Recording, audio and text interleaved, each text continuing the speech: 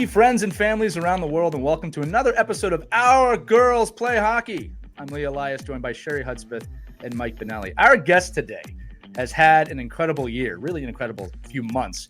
She's not only a recent NCAA champion with the Wisconsin Badgers, but also a world champion with Team USA. Caroline Harvey has been a standout defenseman, playing a pivotal role in both Wisconsin's national championship victory and Team USA's gold medal run at the Women's World Championships in Czechia. Her performances on the ice have earned her numerous accolades in both collegiate and international hockey, including being named the best defenseman at the 2025 IIHF Women's World Championship. I don't know why I said that wrong. She's a national champion, multi-time gold medalist. Our guest today is truly exceptional. Please join us in welcoming Caroline to the show. Caroline, welcome to Our Girls Play Hockey. Thank you. Thank you for having me. It's awesome to have you. Thanks for being here, Caroline. We're so excited that you're on the show. Congratulations. Firstly, we're going to take it back a little bit with the first congratulations is on your NCAA championship. So can you talk a little bit about winning a national championship and what that means to you and what it means to the Wisconsin program? Yeah, I mean, cliche. It means everything because we've been on both sides of it. We were fortunate, like our freshman year, to be winning that, and then last year we had lost, and it's always been us in Ohio State. So it's always dueling with them till the end, and it's such a surreal thing. It's only one team that stands at the end, and it's a hard thing to do. So for our team to win in the dramatic fashion we did this year too, it was really just the cherry on top. No, it's awesome. I mean, I think anybody in the college hockey world obviously knows, Wisconsin and knows, really the history of, all these top tier programs. I guess what I'd like to know is, and you could pump the tires of Wisconsin right now. That's your chance to help that recruiting staff. But what helped make your decision to go to Wisconsin? And I think from the time you've been there now, how has your time there shaped your own personal development as a player? Yeah, I mean, just since the first day, like I stepped on campus and just in general when I went to visit during my recruitment process, they've always just been so welcoming. The coaching staff, the people of Madison, the city is amazing. It's a city vibe, but also it's very small. The academics are unbelievable. The facilities are second to none. It's just top to bottom. They have everything covered in all facets. For myself, though, I feel like I went in there. I was not knowing what to expect. I definitely was still not an adult. I had a lot to learn, so I was just a sponge, especially my first year. I still am always learning, but I've really I feel like I've matured and taken it further in that way as a person and player. They challenge you, they force you to, get out of your comfort zone, and that has been part of my process, and I really am grateful for the coaches and how they helped in that way. I want to pull a thread on that before we dive into the World Championships. Very, very kind of cool. We have a guest with two championship stories on separate teams in the same time period. But in your journey to college hockey, I know we have a lot of young ladies and parents that listen to this show that aspire to play at that level. So I'm wondering if you could take us even further back to, when did you realize that collegiate hockey was a possibility? And then, I remember playing in college, just the excitement leading up to college hockey, and especially those last few years of high school, or today it's beyond high school for some kids also. But tell us about that time where you kind of harnessed yourself into, okay, I'm going to become a college player, and then again, we will morph that into Team USA in a minute. Mm-hmm. Yeah, I had the goal. I think as far as I can remember, maybe like around 6th or 7th grade. My dad started bringing it to my attention. He was talking about college athletics, and he'd be like, "Oh, like, is that what you want to do?" And I was like, "Yes." Like, I would watch like the Hockey East teams, especially being in the area, and I was like, "That's something I want to do. I want to pursue that. That's my goal. I want to play, especially like Division I. I was like, I want to be there." And at the time, I didn't know. I was still playing boys, and I didn't really know how I stacked up or like what it looked like, the recruitment process. And I just remember when I made the jump to girls hockey, went to prep school my first year, it was really helpful. I went to Selects Academy, and they helped educate us on the recruitment process. And there's like obviously coaches that would come to a lot of our tournaments, which was awesome. And they would talk directly through our coaches who would talk to us, which was great because they could like mentor us and, walk us through all that process. So it was great that I was glad I made the switch and was able to understand it more and be able to do what I did like with the coaches I had there in place. And it yeah, as far as I can remember, I think I was in like 6th or 7th grade when my dad started bringing it to my attention. I was like, I want to do that. I want to go to these schools, and I was fortunate enough to have the opportunity that I did. So follow up to that is, and I love that, right? Today, as we're recording this, you're a hockey player. I mean, you're much more than a hockey player, but we know you as a hockey player, international gold medalist, best defenseman, so on and so on. Like that's how, when we say your name, we look you up on the internet, that's what's going to pop up. We had a great conversation on a previous episode about the not sacrifices you have to make as a teenager, but the choice that you make to pursue this, right? I think a lot of times we talk about, we have to sacrifice so much. No, it's a choice, right? Because you want to do this, especially for the young kids listening. Can you talk about some of those choices that you made to kind of prioritize hockey over other things, with the understanding that if listeners don't want to do that, that's also okay, right? There's no right or wrong here. This is a choice that you made. Yeah, I mean, there just has to be a drive to want to do it. Like you said, there's no right or wrong path. Either is great. It's just got to come from within yourself what your goals are. I mean, I feel like from a young age, like personally, I knew I was like, I was very driven. I've been driven, and I'm like, I want to do this. So it's got to come from within yourself. And then, I mean, your parents can do so much saying, oh, there's this opportunity, which is great, like present you with opportunities, but it just has to be something that you're like, I want that to be my end goal. I want to be there. So yeah, it's a commitment, I would say, to like every day, whether that's shooting extra pucks, an extra workout, speed work, like whatever it may look like, or be staying on the ice extra 5-10 minutes. It's just doing those little things every day that add up over time that make you a better player. I love it. And now I am going to transition into Team USA. Hey, gold medalist. First off, again, right? Congratulations. We're recording this. It's only been a few weeks, right? So one of the cool things about our Girls Play Hockey is we've been very privileged to have Olympians on, world champions on, but they're speaking from a perspective of the past, right? You're in it now. You just played at a world championship. There were 51 ambassadors, female ambassadors from other countries at the game. There's obviously a huge crowd. It was broadcasted everywhere. Everyone I know was watching that gold medal game and several of the other games. Sherry was actually there, right? Like the nature of this is becoming as massive as it probably should have been. Have you had time to reflect on that championship? Can you even begin to tell us what that experience felt like, what it meant to both represent your country, to be with your teammates, to understand that so many other emerging countries for women's hockey were there? Can you even sum that up for us right now? Well, and beating Canada. Let's get that in. And we beat Canada. I was trying to be nice, Mike, Yeah. to someone on the phone here. But yes, and we beat Canada. I mean, just hearing all that, I get chills. It's just how far the game has come and continues to grow, especially just women's athletics in general, but women's hockey especially. Hearing that, it's just like, wow, like everyone, like the people who are tuned in and really committed to watching, and you know what I mean? It's like all eyes are on US-Canada game in the final. Like that's just awesome. And I hope to be a part of this for a long time, just growing the game and giving back, because I want these little girls to have opportunities that, I mean, I feel fortunate for the ones I have already, but like that could be even more so down the road. You know what I mean? So that's amazing just to hear that and you say that. It gives me instant chills to be a part of that. Well, and Sherry, I'm going to just add one more thing on, then I will shut up.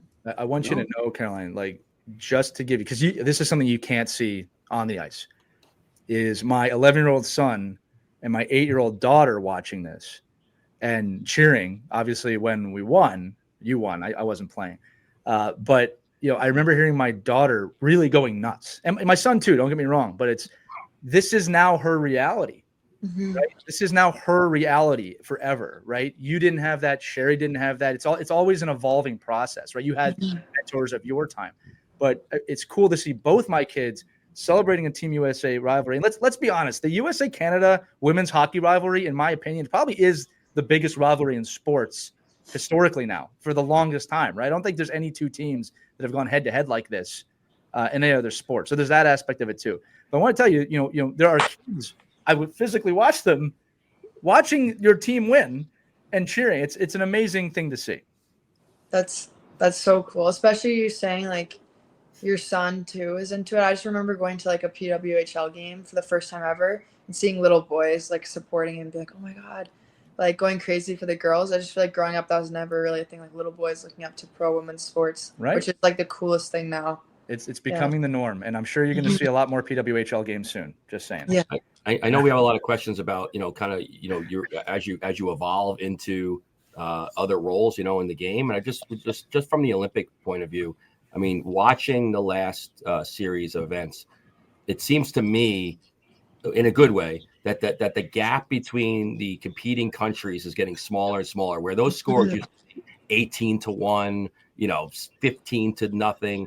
I mean, can you just talk a little bit about like your, what it's like in the USA hockey sphere of, listen, these are like, you can't just wait for Canada anymore. Like, these are very competitive games against every single nation that we're playing at these high level tournaments now, where, good. I think it's a good thing. I think it's a great thing for women's hockey that these scores are not complete blowouts and that they are competitive. But can you talk a little bit about, what that is from the USA hockey perspective, and, how that messaging is brought to you guys as players?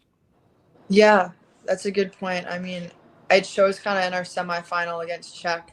It was 1 goal apart. Like, it's becoming very, like you said, the gap's closing. It's becoming a very much so more competitive. And from our perspective, it's love to see the game growing and just becoming more competitive from all countries, and the development process that's going on. It's awesome. I mean, that's how it should be, and it'll continue to look in the future, and there'll be more parity as we move forward. And I mean, I'm so excited to see that, and so much recognition and appreciation for like the hard work that these countries are putting in and the development that's going on. It's coming a long way, and the Finlands, the Czechs, the Switzerlands, like all the teams in general, the Germanys too. Like, I don't know. It was only 3-0 against Germany, and it's just like it's come such a long way compared to, like you said, years ago, like what it would be. Well, I'm going to say before I Sherry, throw it to you here. I was getting texts from Sherry in the semifinal saying, "This is close. This is pretty close." It's scary. It was rocking though. Like when Czech awesome. was playing, like the vibe in the arena, the Euro hockey is incredible. Like they clap and dance and have flags, and it was men, it was women, it was boys and girls. Like when Czechia lost, I was coming into the US game, and there was like men literally crying in the street. Like they are so passionate about their hockey, and like kids, we had boys and girls, wearing their country jersey, and it was so loud. Like, I don't know how you guys heard each other. I don't know how the refs and coaches heard each other. It was rocking in there, and I love to see that. That was, I was there with IHF, and that was my first international tournament. I didn't get to play internationally, but just to see the experience that you guys get to have off the ice and seeing these cities and like the history of some of these cities that you get to go to. It's not just about hockey. It's like you get to go experience the world. So just kind of wondering, outside of the hockey, was there anywhere cool that you went that you like anything you saw there that you liked in Czechia? And just talk about the travel that you get to do and some of the sites that you get to see outside of hockey. Yeah, it really is an unbelievable experience. It's more than hockey. There is a lot of time we do have actually downtime to go into the different cities and explore. Like we had our pre-camp in Prague, which was a couple hours. Pretty sure it was like north of where we were for the tournament. And we were able to see Prague for a couple of days. And when we had pre-camp, just explore with each other different like little cute places. And the streets were so historic and the buildings were beautiful. So having that experience outside of hockey and getting to travel the world is something I'm so grateful for. And having experiences that I wouldn't have otherwise, like I wouldn't be there. You know what I mean? Just going, like, let's go to Prague, it was cool to have that with my teammates and close friends. So. You know what I don't think people realize, and I certainly didn't realize with the Canada-US rivalry, with it being, it's so heated already, but everyone flew out of Prague that morning. So US was there with the trophy in the airport, and Canada's there checking in, and they're both in the airport at the same gates and everything. And that has to fuel you as just sitting there like watching them celebrate or sit at the bar, and it's the other team's just sitting there, right? And it goes back and forth where you guys both have had to do it. But I didn't realize that, obviously they don't fly charters, they fly normal like Delta Airlines. So it's like that has to fuel you if you're sitting there looking at that, and it's like, we're going to get you next championship, we're going to get you in the Olympics. Like, you're not going to forget sitting there and what that feels like. Exactly. I remember last year when we lost in Utica, we were like, our hotel was kind of stationed in a little like casino, like the area we're in. And I mean, we're all just like hanging out after the game, and I remember they were just sitting there, and it was like, yeah, the trophy, like you said, and it's just so motivating because you're like, oh, that game ended a couple hours ago. I wish it ended differently, but next year or next time we're gonna get you. Yeah, they had the trophy. They're like, it's going right to Denver. It's going right to the USA Hockey office, and they're parading it through. And it's like, this is crazy. It's a 30-year-old rivalry. I mean, like this is something we don't. That's why I said what I said before. This is a 30-year battle. With a rare exception, right? It's gone on 30 years. I mean, again, I started with Wickenheiser versus Granado. I mean, who are in the Hockey Hall of Fame now, right? Like this is how long this rivalry has been going. So, Caroline, I love that you get to be a part of it. And I'm just going to say, because Sherry keeps going back between we and us and me and in different countries. Thank you for winning this for the USA. I'll say it on here. We can have a healthy rivalry on the show too, Sherry. I mean, I'm American now. I know you. I'm American. I didn't want to say without your permission. We need to give a little round of applause to Sherry Husband, who got her citizenship this week. Another big championship. I won't ask you to say go Team USA just yet, Sherry. USA Hockey's do or die. There we go. Isn't that from the Mighty Ducks? Come on. No, it's from the chant. I'm teasing. Go ahead, Sherry. Any you guys, Mike? Any questions about Worlds Team USA? No, I mean, just like you could tell that your experience, obviously you win, right? So your experience is a lot better. But I think just you could tell by just the way you're speaking about it. If you're watching this on any of our various channels, I mean, if you can see Carolyn's face, you could tell just the the pride and the just knowing that was a huge accomplishment. And I think the more you guys are in these international competitions and have an opportunity to be in airports and gloat, I would definitely do as much as you can there. Okay, we'll move on. So I'm really excited you're coming here May 17th with Layla Edwards. We're in year 3 of the Bauer Empowered program. For those that don't know, it's an exclusive program the Vegas Golden Knights run with Bauer, and thank you to Mary Kay Messier and Bauer. And ambassadors come from Bauer. So we have yourself and Layla Edwards coming out on May 17th. And what they're doing is an equipment fitting. So we have girls ages 5 to 12. We have 30 girls, and their very first touch point in hockey is all brand new Bauer equipment, and they meet an Olympian on their very, very first day of hockey. So can you talk about, the impact that's going to have on these young girls that are 5 and 6 years old that get to meet you guys on that day? And also what it means to you to help smaller markets like Nevada and grow hockey here through Bauer. Yeah, I'm super excited, and thanks for having me back this year. Me and Layla are fired up, and last year was just an incredible experience. We were able to, fit the girls, meet there's some little munchkins, and then there's also some older girls and little boys too, and or just little girls, right? Just girls, yeah. But they had their brothers along with them. Mm-hmm. That was cool to meet them. But yeah, it was such a touching thing to do, and it warmed our hearts. I mean, seeing their faces light up and getting their new equipment, it was just like, it was the sweetest thing to do. And you know what I mean? We hope to make such an impact, and like you said, going to a smaller market, and doing so, we hope to grow the game and, inspire these young girls to want to, keep playing hockey, and, maybe one day they want to play college, or they want to play in the Olympics or for a national team. So we hope to be the start of that with fitting them for the right equipment and getting their journey started. Hoping it catches on too, because we have NHL Learn to Play across the board, and they have, I think, First Shift in Canada, right? So that program is with NHL alumni. So you have male alumni on the ice. This is with female ambassadors all the time. So hopefully that catches on, and we get more girls learn to play with only female ambassadors, just, girls only ecosystem. So it's contributing to that, and I'm hoping it catches on. Yeah, I think you're doing a great job with that. Yeah, and it's awesome. And I think, Sherry, to your point too, like, just having the ability to have women working with girls, it's just really important. It's the same thing at any sport and any level or any profession, right? It's just having people that can, the old saying that if you could see it, you could be it. It's just really so impactful in sport, because we've had so many people on this show in particular that, they're like, well, my parents didn't even know girls could play sports. Like, and that was not that long ago. I mean, you're not talking about, a century ago. You're talking about 10 years ago or 12 years ago. So I think, I know you're from New Hampshire, right, Carolyn? I wouldn't say, no disparaging New Hampshire. I coached up at Plymouth State for a long time. I know the area. It's not a hockey hotbed for, when you look at the overall scheme of hockey, but it is growing. And I think, knowing what you did as a player, and you talked a little bit about, for a long time you played with boys, right? So it wasn't just an all girls team when you were 6 or 7 years old. Can you just talk about, with the players that today, the landscape today, you're young enough to just be out of it just a little bit. What advice would you give to those, 12, 13, 16-year-old girls that you would have loved to have when you were, in that before you went off to prep school and college? Yeah, like, are you talking about just their journey or? Yeah, just your your overall reflection on like Mhm. things that maybe you thought were important or weren't important, that that people worried about that maybe they shouldn't worry about, and how did those steps impact you so that you could get where you are now? Mhm.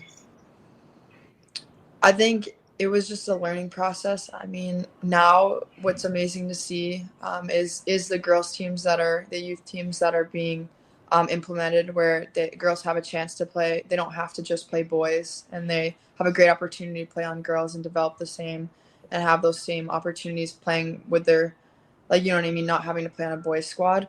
I think that's changed a lot in my perspective, and I think what's important is just the mindset that I touched on earlier. It has to be a commitment every day.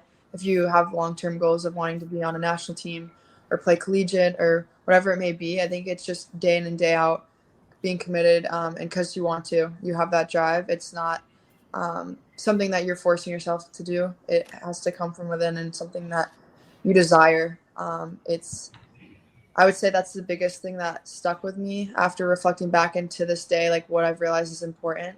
And I I am fortunate though. I played boys hockey. I mean, I think it's amazing that there are girls opportunities now where the teams are competitive and they're very skilled and you can play with them. But I think if you can play boys too, it's not bad if you want to play for a year or two to learn, especially with the PWHL, like checking too.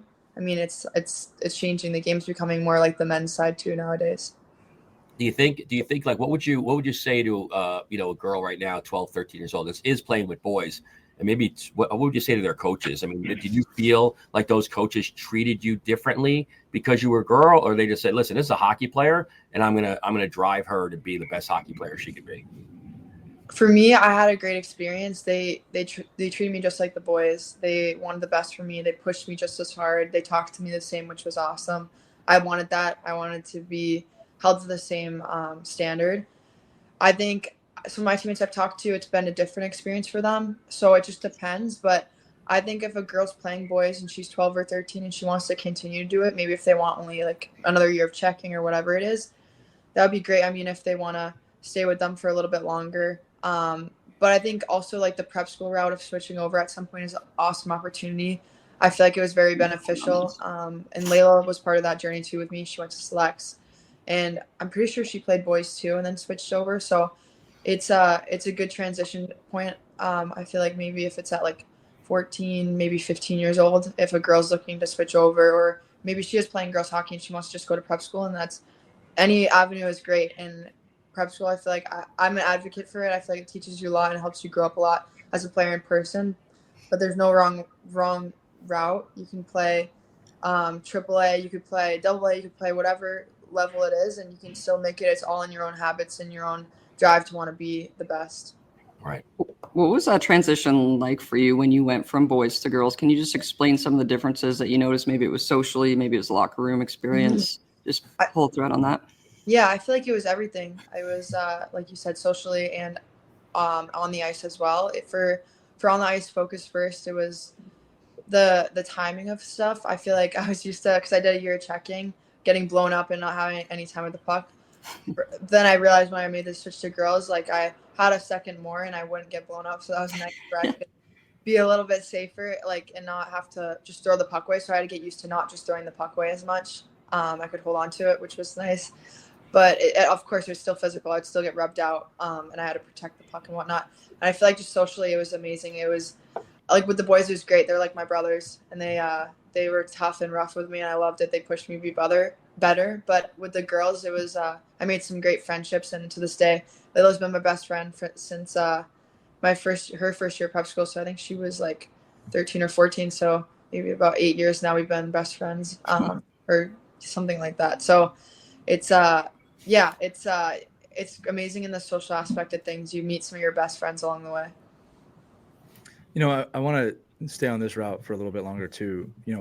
Our show reaches a lot of parents too and coaches, and I'm wondering, on reflecting back on your journey, different guests have talked about different experiences with parents and coaches. You alluded that you had a great coaching experience. Is there advice to parents that you might have that have, young ladies going through the development process, or young boys, right? Like, we try and merge them together a bit, but what is some of the things you've experienced from parents, and then what can parents do maybe better to fortify that journey? Yeah, I think fostering an environment of being supportive, and you do want to push your child to, be their best selves and strive for their goals, but there's a point where you have to take your foot off the gas as well. You have to have your hands off, kind of thing. So I think it's a balance between the two. It's not, you want to hold them to a certain standard, but you don't need to be behind the board screaming at them and pointing at them and making signals. Like, you should let them play their game. And honestly, like, if they want feedback, give it to them. If they don't, if it's one of those days where it wasn't their best game, like, just let it be, let it soak in. A player knows when they're not playing their best, or if, it's been a rough patch. So you don't need to harp on your kid. I would say that's the biggest thing, is you don't need to always harp on them. Yourself, just like yourself, like as a parent, when you mess up. So you don't need someone in your ear telling you that. So I would say that's the biggest thing, is fostering an environment for them to grow as a player and person, being supportive, but at times getting on them if they're falling out of sorts. So it's a balance. You don't want to be too much on them. I was just say, from your mouth to the hockey god's ears, right? I mean, because this is true in all youth sports. There seems to be, Caroline, a growing fear of letting kids fail, right? And as coaches, I know the three of us, you have to let your kids fail. I mean, you just alluded to that. Can you tell us, and this is kind of an either or question, there's no way anyone gets to the level you're at without failing at some point. It's a known. Can you tell us about, how you deal with failure, how you compartmentalize failure to your advantage? And if you want to share any of those failures, you don't have to. As an example, I think that's always a good story to tell, because parents often protect their kids because they're also protecting themselves. If your kid hurts, you hurt. It's just the way it is. But you have to let them skate the line, walk the line in this sense. So, yeah.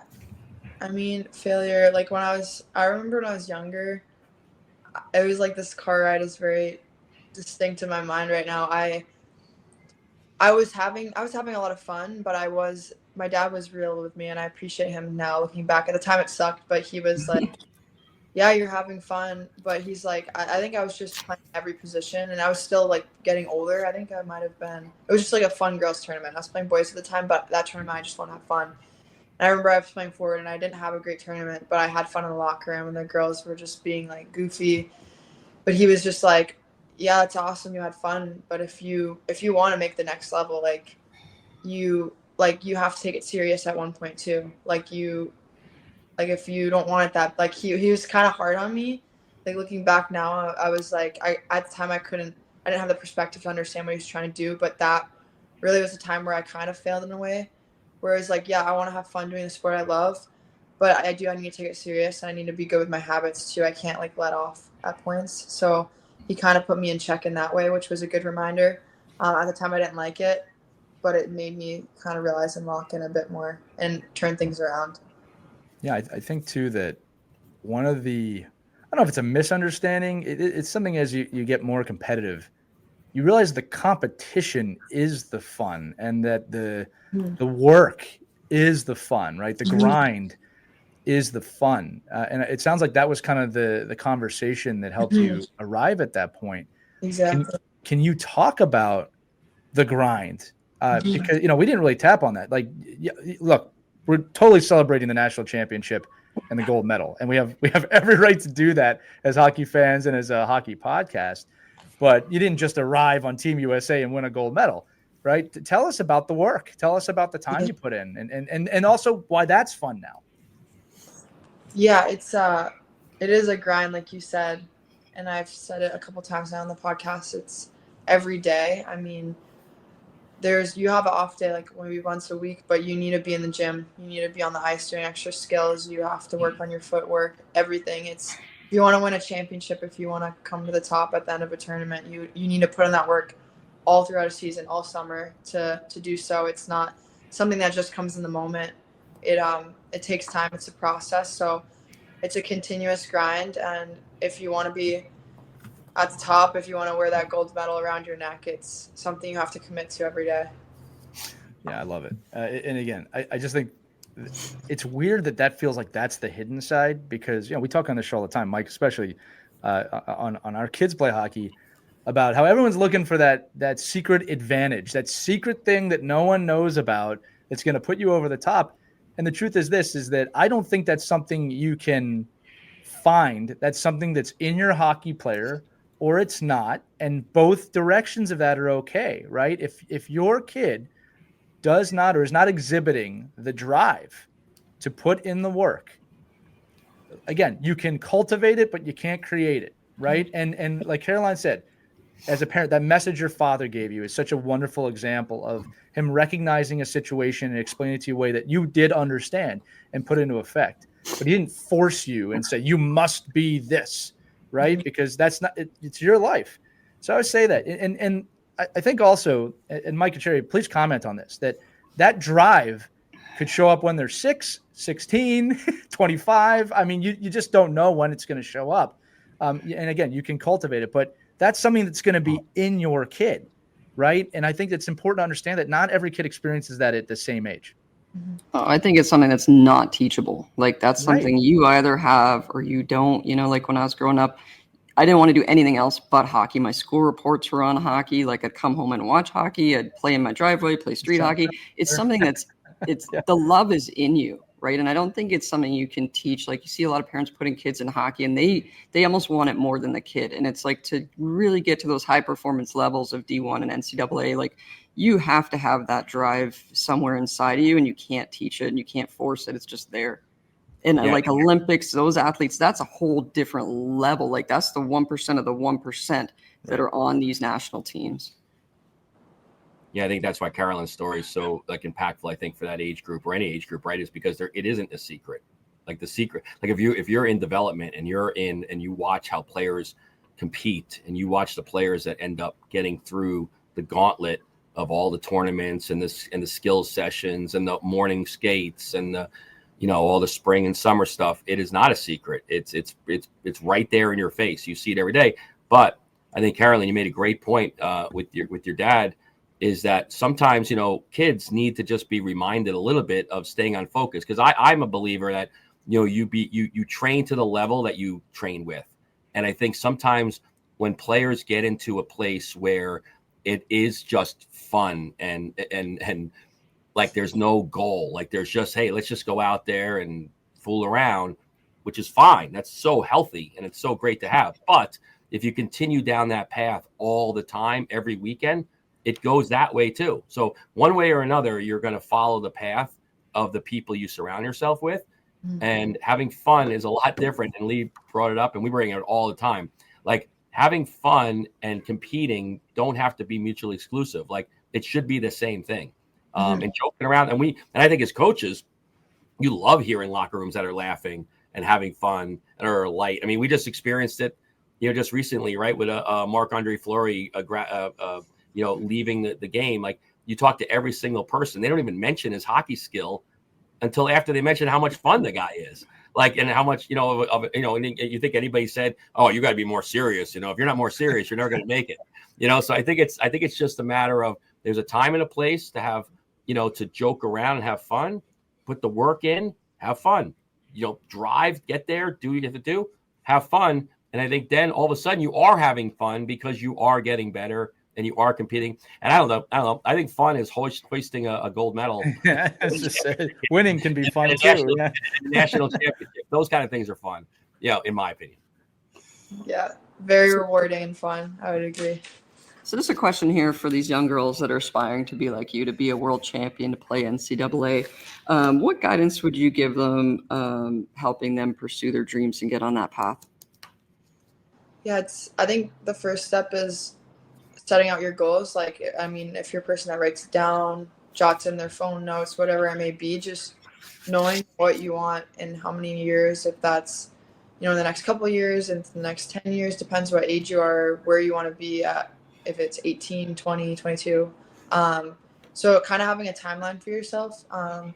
You can do it on your own. You can sit down with your parents, or it could just be a mental thing you have, and no one else knows about. So once you know your goals and what you have in mind, what are the steps you're going to do to achieve that? What are you going to do every day? Like, are you going to do an extra workout? Are you going to shoot some more pucks? Like, do you need to work on your hands? Like, what part of your game needs to evolve more for you to achieve those goals that you have in mind? It's just I think I don't know. I'm a person writing stuff down and like kind of having a set in stone. I want to do this and I want to be this at this age. I mean, really, if you have goals in mind and you set your mind to it, you can. I'm a firm believer like you can achieve it if you put in the work consistently every day, every year, like whatever it is, you can do it. So Megan Bozak's mentioned a lot about journaling, and she did that when she was like on the national team. Is there something specific that you can say that you do that's really helped you? Is it journaling? Is it, can you talk about like what helps you the most? Yeah, I go through phases. I think journaling is a great way of doing that, and it can bring a lot of success and clear your mind. I feel like I fall in and out of that. For me personally, I'm more of a person of like, I like do relaxing things every day, like like stretching, for instance. Like it's more of like a physical thing for me, but that helps me relax my mind too, because I'm like relaxing my body and I'm clearing my mind. I'm not thinking about, I need to do my homework, I need to do my laundry, I need to do this, that, cook, clean. I'm just like relaxing and really taking that time to myself. So for me, I think it's like a stretching sequence every day, making my body feel good and prep for the next day. I do journal though here and there. I feel like that's a great outlet as well. If you need to just get your thoughts out of your mind, if you're stressed about something or something's up and coming, writing your feelings down, or if you had a great game, or if you feel like you didn't do well and you want to get that off your plate too. It's just kind of reflecting. It could be a weekly thing, it could be a daily thing. It just depends what you need for yourself. Is there something too that you do to calm those nerves before the big game, before the Canada-US game? Is there something that helps you deal with that, the nerves, the anxiety, the pressure? Can you talk about that a little bit? I feel like regardless of what age you are, I feel like any of the girls could attest to this. What age you are, how many years you've had, how much experience you have. I feel like regardless, you are always going to be nervous for a gold medal game, and it's just this like feeling like that kind of it's just setting. You need to set into the game, settle a bit. It's just regardless of how many world championships you've been there for, it's always gonna come on. But for me personally, I just keep trying to do the consistent same routine before the game, on ice stuff, so it feels as similar and as the same prep as I always do. So I relax, and regardless, I just in my head I'm like, okay, I need to get the first couple shifts under my belt, get used to the pace again. And then once I feel like I do and I'm playing my game, I'm like, okay. I mean, at moments it might hit me like, it's a gold medal game, there's a lot on the line, and I might get nervous again, but it's just bringing it back to the basics. Like, okay, you've played a game all your life, the same game, you know what to do, so just relax and go out there and do what you do best. Yeah, I've become very fond and been very blessed to been in a lot of championship environments. Caroline, I'm not saying USA gold medal, but I tell my athletes that if you're feeling that feeling, that's a good thing, right? And that after a while, I tell them the feeling never really goes away. It just becomes kind of an old friend. Like you expect it, it's going to be there. And I always say that if you're feeling that, whatever word you want to tie to it, I don't like to use the word anxiety with that one, but if you're feeling that pregame, this is a big one, that's a good thing, right? That's exactly the position you want to be in. And we always say this too, that we talk about courage, right? And the courage to make the big play. Well, in the moment, when you're being courageous, you don't feel like you're being courageous. It doesn't feel like that, right? That's the after effect when you get the highlight on the TV or something happening, right? But it's in the moment, it's everything's crazy. Mm-hmm. I always think it's important to explore those emotions and understand those emotions, because I think there is this, I'm supposed to feel a certain way before a certain moment. And that's not always true, right? Or sometimes those feelings are not glorious. They're mind bending, and you got to be able to see them for what they are. This is a good thing. Caroline, you mentioned your father before. obviously a major influential figure. I'd love to hear about more of the people that have influenced you, inspired you throughout your young career. Let's be honest. I mean, you're just really getting going here, and you've done a lot so far. But tell me about those people in your life that have really, inspired you to get to the level you're at today. Yeah, I think, like you said, my dad was definitely an influential piece and support for me to, to like get where I am and continue to be. He always support me. He always has had my back. He's always drove me those early mornings, brought me to extra workouts, extra skill sessions, you name it. He was always the one to bring me, support me, criticize me at times, but also be like, okay, just like keep working at this, like you'll get there, like reminding me of things. He's always had my best interest in mind and been the best. And then on top of that, just my family in general. I have the most amazing mom and siblings who have always supported me, been my number one fans. They've always had my back as well. So they're students of the game as well. They see it in a different lens. They all have a different lens, which is great. They're always looking out for me and wanting me to find success and do well. So I'm so grateful to have the family I have. And they've been an integral part of that, and just my extended family as well too.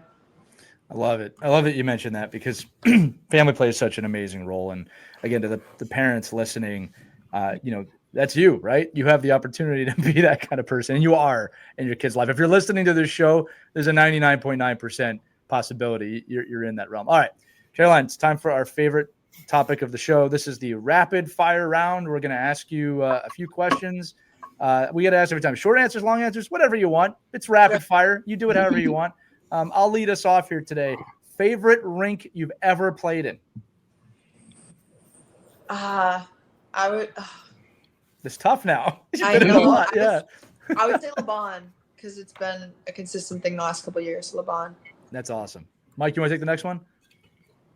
Sure. So we're always looking for, I'm an old guy, so I always like to know what are the latest and greatest pump up songs, like something that really, you feel, you're getting ready for a game. What are you listening to? Okay, I've been, I go between a couple of genres like rap and EDM, but I've been really on to this new song. I don't know if it's new. It's called The Days, and I think it's like the Notion remix. That's what it's called. But I actually pump up. I listen to this. It might just sound crazy, but Billie Eilish. I don't know. You have to get low to get high. So that doesn't sound crazy. Whatever works, right? Yeah, it works. They're going to skyrocket now that you said that. Sure, you want to take the next one and then the bonus one? Bonus. Okay. Who was your favorite hockey player growing up? And maybe who is it now? Let's get both. Okay. Right now, I would say Quinn Hughes. Just his game. He's changing the dynamic and the way a defenseman plays. I love his game. His mom's actually our player development coach, Ellen Hughes. She's been awesome. Oh, nice. She sends me his clips, and she's been amazing. Like, she had us out to Michigan last summer, so she's been a great part of the process as well. And then growing up, I would say as a female figure, I would say Casey Bellamy. She's just such a solid defenseman, so strong, a great stick, great shot. I feel like growing up, I would just always try to want to play like her, and I always looked up to her the way she was as a person and player. And the bonus question: do you have a nickname? And if so, how did you get it? If you guys didn't know, it's KK. Just growing up, my sister, it's funny, she's actually older than me, but when my mom was like, oh, like her name's Caroline, that's what it came out somehow. So that stuck, and now everyone knows me as that to this day. So. Do you give her props for that? Does she take credit for that? Yeah, gets credit all the time. Yep. Well, Caroline, this has been a really great episode. I really do want to tell you how much we appreciate you coming on. Your life has been crazy here for a few months, and I'm glad we caught you in a bit of a downtime. And we might not quite be stretching to relax, but I hope this was a relaxing episode for you, and you had a good time on Our Girls Play Hockey. Awesome. No, yeah, thank you for having me. This has been great to chat about everything. No, it's been great for us too. And again, Caroline's going to join us for an episode of The Ride to the Rink. That'll be coming out Tuesday. But that's going to do it for this edition of Our Girls Play Hockey. For Sherry Hudspeth, for Mike Benelli, for Caroline Harvey, I'm Lee Elias. We'll see you on the next one, everybody. Take care. We hope you enjoyed this edition of Our Kids Play Hockey. Make sure to like and subscribe right now if you found value wherever you're listening, whether it's a podcast network, a social media network, or our website, ourkidsplayhockey.com. Also, make sure to check out our children's book, When Hockey Stops, at whenhockeystops.com. It's a book that helps children deal with adversity in the game and in life. We're very proud of it. But thanks so much for listening to this edition of Our Kids Play Hockey, and we'll see you on the next episode.